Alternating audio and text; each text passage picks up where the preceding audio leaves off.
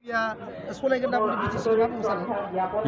BTC को सलायालै BTC को BPA बासो सलायगोन रावबो सलाया कुनु पार्टिया BTC सरकारखौ BTC गभर्नमेन्ट BTC आव रावबो पार्टिया गभर्नमेन्ट सलाया BPA बा सलायगोन बावैसो सिगां डक्टर हेमन्त बिश्व शर्माया फोरमायदों सार नांगोलजों खामानि जाला ट्रेक्टरजोंसो जागोन होनना फोरमायदों नांगोलानो खामानिसिन ट्रेक्टर माने ट्रेक्टरखौ मोजां होनना बुंदों बियो खिन्थु दहाय सन्दना बुंनायखौ नुवाखै ट्रेक्टरखौ सालायबासो लासै लासै सालायनांगौ स्पिडआव सालायजाया स्पिडआव बांद्राय स्पिडआव सालायगासिनो दं ओंखायनो सौथुनानै बेलथायसिगोन बियो डक्टर हेमन्त बिश्व शर्माया गोबां खर'सो जादों होनना फोरमायदों BTC आव माने गासिबो जाथि जनगोष्ठीखौ लानानै आं खामानि मावगासिनो दं ओंखायनो गासिबो जाथि जनगोष्ठीया जोंनि BPF खौ सापर्ट होनो ओंखारबोबाय आरो जों देरहासार जागोन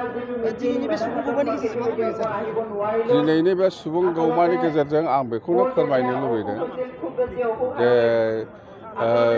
बेवहाय गोबां जाथि जनगोष्ठी दं बिराद मोजां मोनदों आङो जे बेबादिनो जों जाहाथे सान्थि थाबाय थानो हायो बिराद मोजाङै खौसेथि थाबाय थानो हायो बेखौनो आङो इसोरनाव आर'ज गाबबाय आरो फैगौ निर्बाचनाव गासिबो जाथि जनगोष्ठीया जोंनो भट होनानै देरहासार खालामगोन होननानै आं मिथिगौ देरहायोबा सारमोना लाइमोनफोरादि गोबां बेखार जाना दं BTC लाइमोन बेखारनि खोथाखौ जोङो सरकार दागोननि बहुद बेखार दङ प्रमद बर'आसो बुंलाबायदों गासिबो साख्रि होगोन होननानै बयनिफ्राय मोननो बेलाय साख्रिखौलाय आं बुंदों एबार बाक्सा जिल्लायाव जेसेबां भेकेन्सि पस्ट दङ बेहाय बाक्सा डिस्ट्रिक्टनि लाइमोनफोरखौनो लानानै इयुथफोरखौ लानानै इन्टारभिउ होगोन बास बेवहाय गुबुन डिस्ट्रिक्टनि मानसि फैया बाक्सा जिल्लायाव जेसेबां भेकेन्सि पस्ट दं बाक्सानि मानसियानो फिलआप खालामगोन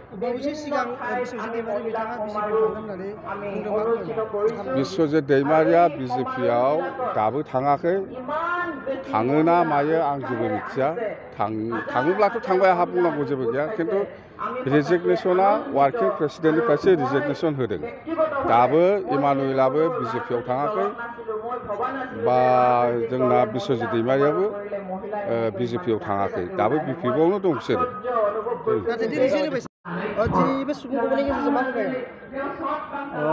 मुसलपुर समष्टिनि जिथु जोंहा आइजोफोरनि जिथु सुबुं गौमा बेयो दिनै रायजोफोरनो दिन्थिनानै होबाय माने फैगौ जिथु BTC इलेक्सन बेयाव जोङो BPFनि बिजाथि हिसाबै बा जोङो BPF सरकार दानो थाखाय थियारि आरो बेयाव जों सहसैनो जोङो देरहासिगोन बेनो प्रमान जाबाय दिनै जों खालि आइजोफोरखौ लानानै जोङो बे सुबुं थुबुरखौ खालामदों आरो जोङो जुदि गासै जोंनि रायजो राजाफोरखौ जुदि लिङोमोनब्ला बेनिख्रुइ बांसिन खमैब्लाबो 20,000सो जोंहा सुबुंफोरा थुबुर जागौमोन खहा जाया बिथांमोना जिहेतु रायजोआसो देरहाहोदों जोंनि BPFनिफ्रायसो देरहादों जोंनि BPF रायजो राजाफोराथ' माने BJP आव थाङाखै बिथांमोना दासिम थाङाखै थांगोन होनना बुंदों खोनादों जोङो निउसाव बा हिमन्तआ बुंदों खिन्थु बिथांमोना दासिम थांथ'वाखै आरो रायजो राजाफोरा कुनु दिन थाङा रायजो राजाफोरा कुनु दिन BJP आव थाङा लोगो सरकाराथ' दा BTC आव गैया लोगो नंला BTC आव आसाम आरो जोंनि केन्द्र सरकार बेयावसो जोङो लोगो हिसाबै दोङो बिथांमोनानो बुंबाय बिथांमोनानो बुंदों BJPआनो बुंदों बिथांमोना BTC इलेक्सनाव लोगो नङा आरो हिमन्त बिश्व शर्माया मिथिगौ नांगोला मा बुस्थु नांगोला मा मुवा बियो मिथिगौ ट्रेक्टराथ' गोदान जुदि नांगोल आरो ट्रेक्टरखौ नायोबा ट्रेक्टरा गोदान आरो नांगोला जाबाय जोंनि एखेबारे बे पुर्ब जुगनिफ्राय गोदो गोदायनिफ्रायनो नांगोलजों सोलिबोनाय जोंनि आइ आफाफोरा रायजो राजाफोरा दासिमबो नांगोलखौ फोथायो दाबो नांगोलजों हालेवो जोंनि आबादारि रायजो राजाफोरा बेलाय माथो जाखो बेयो बेसेबां रोजा जागोन बेयो आरो जोंथ' माथ्र आइजोल'सो लिंदों बे माथ्र आइजोखिनियाव बेसेबां रोजा मानसि जादों बिथाङा नुवाखै नुवा खाना बिसोरो बिथांमोना खाना बेनिखायनो हिसाब रोङा समष्टिनि नाम्बारखौबो मिथिया सुबुं अनजिमाखौबो मिथिया बे राकेश ब्रह्मआ समस्तिनि नाम्बारखौबो मिथिया आरो सुबुं अनजिमा भटारखौबो मिथिया बिथाङा। बेनिखायनो BPF आव जुदि मानसि गैयाबा बेखिनि जोंनि आइजोफोरा माबेनिफ्राय फैगोन? बिथांमोनाथ' UPPLनिया UPPL आव थांबाय, BPF-निया BPF आव जमा दोनफैयो दा बेहाय नैबेयाव अदालबारियाव। बेखिनियानो। हिमन्त बिश्व शर्माया गावनिया बेसे जादों रायजो राजाफोरा मिथिगौ।